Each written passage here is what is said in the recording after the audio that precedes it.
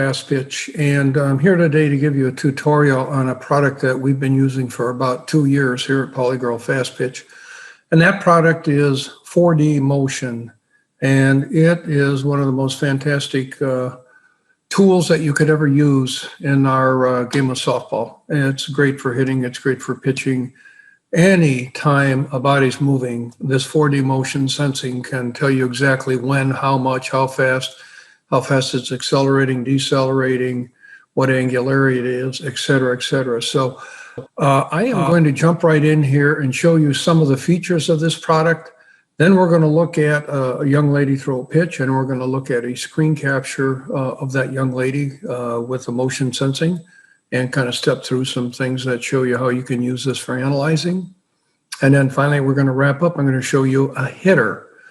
We're going to take a swing, and then we're going to show you an analysis of a hitter using 4D motion. And I think you're going to be really impressed with what you can do with 4D motion. So here we go. Okay, before we get into the analysis of a pitcher or a hitter, I'm going to show you some of the great features that we have here with this 4D motion motion sensing program. The first screen I have up here is just simply an avatar. Well, we have the avatar, which kind of gives you a good visual of what's going on with the hips, the shoulders, the arm, etc. Kind of a neat thing. You can make this avatar as big as you want or as small as you want just by, sliding two fingers on your screen. I'm going to leave them about there. I'm going to take you and I'm going to show you a few of the what we call tools that you can use. First thing I'm going to do, I'm going to show you my favorite two tools. I got a line through the hips and a line through the shoulders. It gives me a great visual. And I can turn this any which way I want. And I can see what kind of offset I have between the hips and the shoulders. I could come up here and I could do a top view. I could do a front view. I could do a side view. It's all really, really, really good stuff. All right, so those are two of my favorites for tools. You'll see I use those very often. Okay, let's look at a couple kind of nifty little things that we can do. Let's put this on here. This is just one little thing. We call it a hip plane. And I'll just shorten this up so it stays in the screen. Okay, and as this avatar or picture moves through the motion, you can see the plane of those hips as they move. Up, around, coming back down. Okay, so we think that's a pretty cool little thing to look at. All right, here's another neat little tool. So there's several other little tools here. I'm going to show you one that I think kind of sends a little message out also. All right, and I'm going to put what we call a wrist path up here. And I'm going to take this avatar back to the beginning. All right, and you'll see that there's a little red line right there on this young lady's wrist. And you can see it trace as she goes up, comes down. There's her backswing. I want you to notice as the arm comes forward, the tracing is almost a perfect circle up to about 3 o'clock, okay?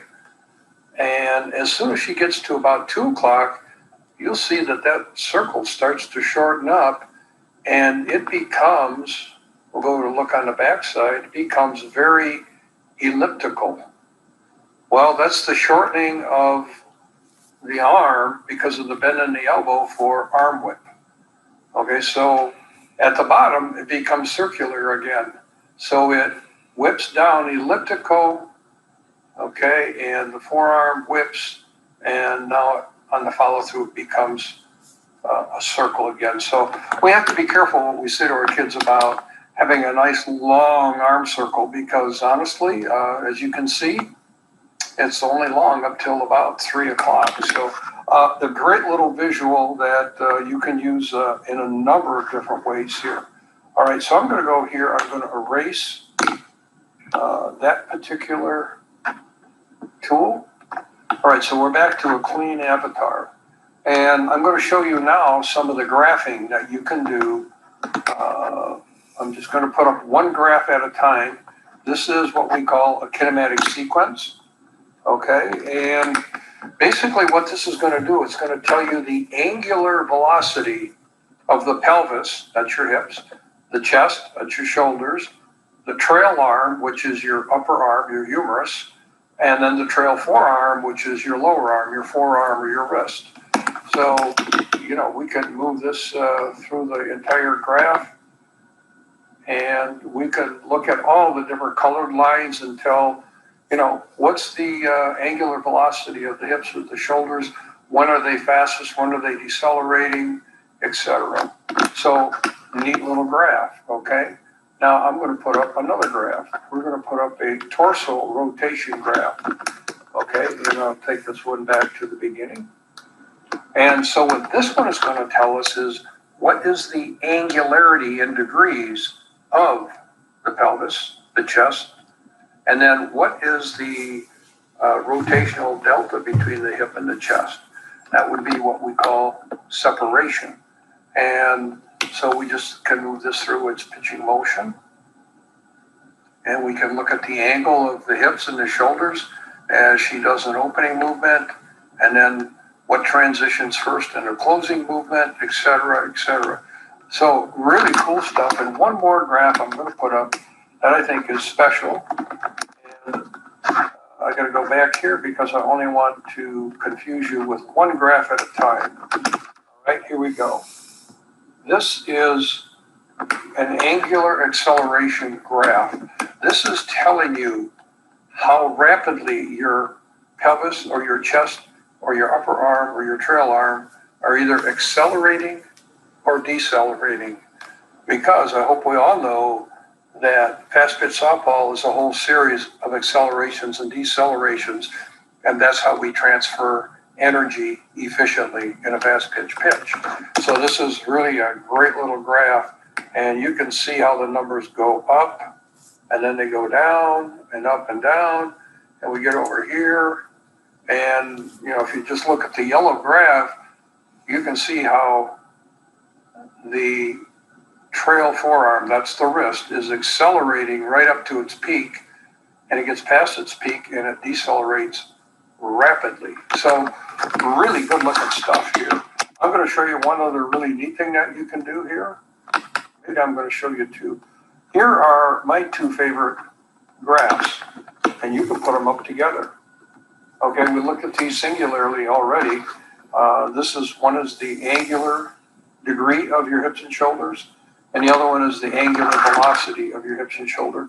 And I can put my little avatar up there, make that person a little bit bigger, and I can stab my two favorite lines right through the hips and the shoulders. And boy, I've got just about every piece of information I need right there in one look-see. Really good looking stuff. Now, let me show you a really cool feature. If, you may have a little bit of difficulty digesting all of this graph information in the beginning. Well, if you do, you can do what I do sometimes. I go to my metrics page. Here are all the important numbers for you of that particular pitch that we just looked at. All kinds of things like your transition sequence, your deceleration sequence, the stability of your spine, the acceleration of your forearm, the deceleration speed, et cetera, et cetera. So all in one glance right here. So you can really wrap out a lot of pitches and do an analysis right on the spot with your young lady with all of the information that's available here. So I'm just going to go back and we're going to look at our graph again. And then what I'm going to do is I'm going to set this up and do one graph at a time and talk about a certain segment of a pitch, a certain feature that we're really interested in to see how efficient our young lady is or where is there room for improvement. So thanks for joining me on this first phase. Get ready, here comes phase two. And you can see this young lady's going to throw a pitch, and I think you're going to notice by the radar gun that this young lady throws pretty fast, 65 miles an hour. And we're going to show you a screen capture or a 4D motion capture that we did with this young lady, and we'll do a little bit of analysis to show you some of the features that are so easy to get with our 4D motion product. Okay, let's do a quick little analysis, a very basic analysis of this young lady. The first thing we're going to look at is what we call her kinematic sequence. And the first one we're going to look at is her, what we call her transition sequence. And you can see she's moving, and we're really paying attention to the red line and the green line on the graph. The red line is the hips, green line is the shoulders. And you'll see we're climbing up the chart here, and I want to stop right about here and have you look at the bottom left-hand corner where it says pelvis rotation, and the number says 70. That's 70 degrees. That's how far her hips opened in her opening movement. So 70 degrees would be relative to, if her hips were pointed right back at second base, that would be 90 degrees. That would be the old adage. It used to be, you got to get everything open parallel to the power line. Well, we know that's not correct anymore. That's not going to create an efficient offset of hips and shoulder rotation to generate the speed that we want out of a pitcher. So with all of my high-level pitchers, about 70 degrees is a really good number. That's about how far you want the hips to open. Now we're going to go a little bit farther to the peak of the green and see how far does she open here. And she gets to 76 degrees, which says her shoulders actually are behind her hips by, right now they're behind by 12 degrees. Okay, and I think 10 or 12 degrees is a good number. All right, so that is her opening. Now, the question is the closing transition. Okay, I'm going to go back here, and what you're going to see is if you follow the red numbers or the red graph, as I click here, you'll see she's at 70 degrees on her hips, and now her hips have started actually going into a closing movement, because you can see that angle is decreasing. Okay, and I think I could probably spin this around a little bit, and you could see the red line moving here. Okay, so her hips are closing, all right? And if I back it up just a little bit, and if we pay attention to the green box, chest rotation, or the green graph line, you'll see that she peaks out at 76 degrees, and then her shoulders begin the closing movement. So the correct transition sequence is hips close first, and then shoulders close. So this young lady is in a good, what we call kinematic sequence relative to hip and shoulder opening and closing. All right, now the next one we want to look at on a kinematic sequence, I'm going to go to a different graph. We're going to look at the sequence of deceleration of her hips and her chest. So I'm just going to go here, and we're going to go to the angular acceleration graph. And I will spread that up, make it look a little bit bigger for you. Okay, and you can see where she's at right now. She's transitioned forward. And again, the pelvis is the red line, the green is the chest. So that's really what we're going to pay attention to. But what I'm going to do is move her along to a certain place right about here. And if you look at the numbers on the pelvis acceleration and the chest acceleration, you can see that, I'm going to go back two more, here we go. The pelvis is still, at this point in time, has some angular acceleration, 813 degrees, and the chest is actually up at 6,347 degrees. Now, we're going to go and see the pelvis began decelerating, all right, before the chest. The chest is still in positive territory, all right? But as you see, the more that pelvis decelerates, okay, we get here, and you're going to see the chest accelerate. So that's good. In this case, her hips decelerated first, and then her chest decelerated. It hasn't got the deceleration yet because the hips are far enough ahead of the shoulders that it's causing a stretch, and it's causing her shoulders to actually accelerate. That's good. That's what we want for speed. And now pretty soon you're going to see that deceleration number on the chest going down, and it's negative now. Okay, so from a kinematic sequence standpoint, hip and chest, this young lady is in really good shape. All right, so that's the kinematic sequence, and that would be phase 2 of what I wanted to show you today. All right, and now we're going to go to phase 3 here in just 1 second.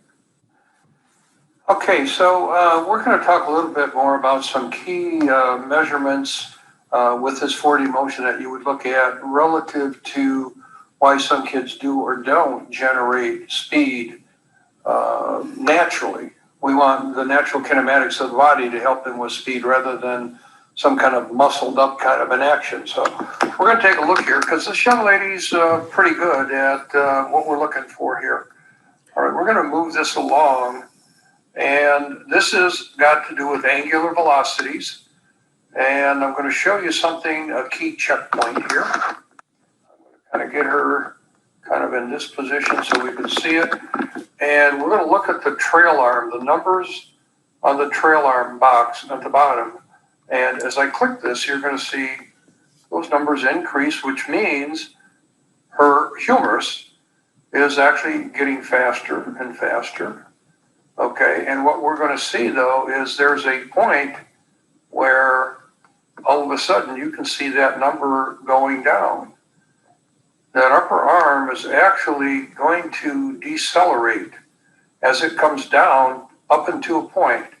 So 1155, so if I back it up 1 or 2 clicks, you'll see it's at 1165. That's degrees per second. It's slowed, now it's at 1157. It's at 1155, you see that number? Now watch the next number. It goes up. So if we go back to 1155, that is when her stride foot planted on the ground, okay, and you can see the position of the humerus. It's above 90 degrees, okay. In this case, I think it's measured, it's actually at about 75 degrees, okay, meaning if you measured from the straight up 12 o'clock down to where it's at. Okay, so that's an efficient place for that humerus to be at when the stride foot plants. That's going to deliver energy nicely into the humerus, down, and it's going to begin to accelerate the humerus. And I'm going to just click a little bit, and I want you to watch again. The trail arm is going to begin accelerating. Okay, that's because of transfer of energy from that heel plant. And pretty soon you're going to see it begin to decelerate. And right there, it went from 1392 to 1370. And what that means is that upper arm is beginning to compress on the rib cage side of this young lady's body, and it's going to decelerate. And let's just watch it. Went way down, way down, way down. Okay. Now, I'm going to go back a few clicks here just because I want to bring something to your attention that I mentioned earlier. In fast pitch pitching, we're all about a series of accelerations and decelerations. So you're going to watch with both eyes, if you can, the trail arm number as it goes down, and the trail forearm, which has got a sensor right by the wrist, you'll watch that number go up. So the deceleration of the upper arm accelerates the lower arm as it whips. So now the trail arm is decelerating. You see the forearm accelerating, and you can watch the graph. It's the yellow line on the graph, and you're going to see this peaks out. I'll go right to the peak.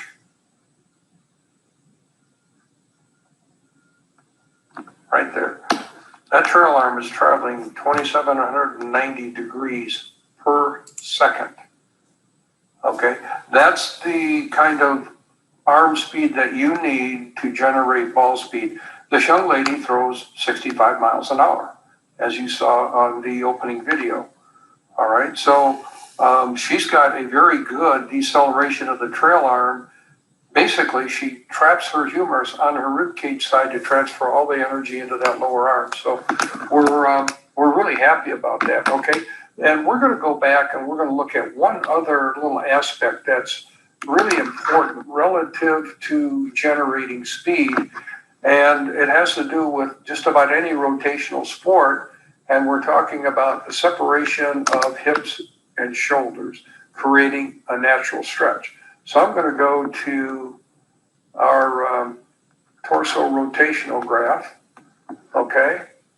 And what we're going to see, we saw this one before, you'll see the hips, remember they got open to 70 degrees, the shoulders open to 76 degrees, but the hips, the pelvis, have already begun rotating forward. And as you see this white line move, you'll see the gap between the red line and the green line. That's causing a stretch between her hips and her shoulders, all right? And I think if you look over in the far right box, that's the hip chest rotation delta difference. Right now it's at 20 degrees difference. I believe she gets to 23 degrees of separation. And now you're going to see that begin to close up as she gets closer to release. She's at 17, 16. That means those shoulders are accelerating, trying to catch up with the hips. Okay, well, not only do the shoulders themselves accelerate, the humerus, the internal rotation of the humerus is accelerating. And again, that's a big thing for ball speed. So you can see some really good stuff on the graphic here. And it's all impressive. And then, you know what? You get really excited and say, gosh, I want to do this really fast. So here you are. There's all the metrics that we just looked at and plus some. And, you know, for instance, we began looking at transition sequence up in the top box. The hip transitions forward before the chest. We'll go over to the right-hand side, box number 4 down there, and it's deceleration. In this case, the hips decelerated first, then her upper arm decelerated, then her chest. It's supposed to be hip, chest, upper arm, forearm. So, as good as this young lady is, she still has some room for improvement. We need to get her deceleration to be hip, chest, upper arm, forearm. All right, another couple really key things that we look at would be, you can see about the 5th box down on the left-hand side, forearm, peak rotational speed. There's our 2,790 degrees per second. Let's drop way down, second from the bottom on the left-hand side, forearm deceleration. That is the speed that the forearm decelerates right after it reaches its peak velocity. That's when you're transferring all the energy into a ball. And this young lady's deceleration was 50,089 degrees per second squared. Okay, that's why she throws fast, because she generates a lot of arm speed and then she decelerates rapidly. And another really neat little metric here, it's the very bottom left on the left-hand column. It's a stability number, and that's the stability of her spine at release. As she's coming into and at time of release, she's rated 96 out of 100. So you want to be 90 or above on your rating. That's the degree of how much is your spine moving or not moving when you're trying to release a ball. Well, the less movement of that spine when you're releasing, the more opportunity to be accurate with your location. So just fabulous, fabulous information right at a glance right here. So, all right, as promised, we're going to take a look at hitting really quickly. And you can see this young lady took a great swing there off the tee, and we're going to pan down and take a look and see. There's her exit velocity, 78.7 miles per hour, which is pretty strong for a high school kid. So let's take a look at the 4D graphing to show you some of the things that we can use to analyze a hitter's swing. Okay, so we're going to take a quick look at this young lady's swing, the graphing of it. And you'll notice that it's very similar to the pitching graphing. I have two graphs up here right now. One is the kinematic sequence. It's going to give you angular velocity of the pelvis, the chest, the lead arm, and the bat. And then we're going to look at just the angles on the bottom graph of the pelvis and the chest. And then we're going to look at the separation or rotation delta of the hip and chest. So lots of great graphing information, just like there is in pitching here. I'm not going to spend as much time on this graph as I am on the data sheet that comes out with hitting. So you can see here, the young lady's going into her load. She's beginning, she's launching the bat, and I'll go back here, get right to the peak of the yellow, and you can see the bat speed. The yellow bat speed is at 2,508 degrees per second. And if we go a little bit farther, you can see it decelerate and follow through after she hits. We can see the angularity of her pelvis and chest. We can see the speed, velocity of the hips and the chest. We can see if she's getting a good separation between hips and chest. So just all kinds of fabulous data here. And again, this is a 4-sensor setup. There's one sensor that's on her spine, even with her hips. Another one's on her spine, even with her shoulders. There's another sensor just above her elbow on her humerus. And then there's a sensor on the bat just above the hands. A simple 4-sensor setup can give you almost all the information that you could possibly digest. Now let me do this. Let me go really quick and look at the metrics page for this particular swing. And a lot of similar metrics because the kinematic sequence on a swing should be very similar to a pitch. You'll see her transition was hip, bat, chest, arm, and we know it's supposed to be hip, chest, arm, bat. So she's out of transition here, okay? And the deceleration is hip, arm, chest, bat, and it should be hip, chest, arm, bat. So as powerful as this young lady is, she still has room for improvement. There's a key metric over here, bring your attention to, called stability. And that's the stability of the spine as she's entering the hitting zone. And she's at a 64 here, and you really want that to be 90 to 100. So it's possible that this young lady, because she's a little unstable, is going to have a little difficulty with her consistency of contact. Okay, and we drop down. I'm just going to point out one or two others. The bat to spine angle, it's 83 degrees. Perfection would have that bat being closer to 90 degrees relative to the spine. And then if you drop down a little bit farther, attack angle. A lot of work going on with kids right now, baseball and softball, on the attack angle. We're always trying to now get kids on the plane of the pitch. This young lady's attack angle is 1 degree, meaning she has 1 degree of upward plane on her swing. Well, that's probably not enough. She probably needs to be somewhere in the 4 to 10 degree range, and that's depending on the height of the pitch, of course. But you can see the great data that this can give you, and you can really formulate a plan on how to make your hitters better. So from 4D Motion and Rick Pauly at Pauly Fast Pitch, I hope you enjoyed this little dissertation on pitching and hitting. Thank you.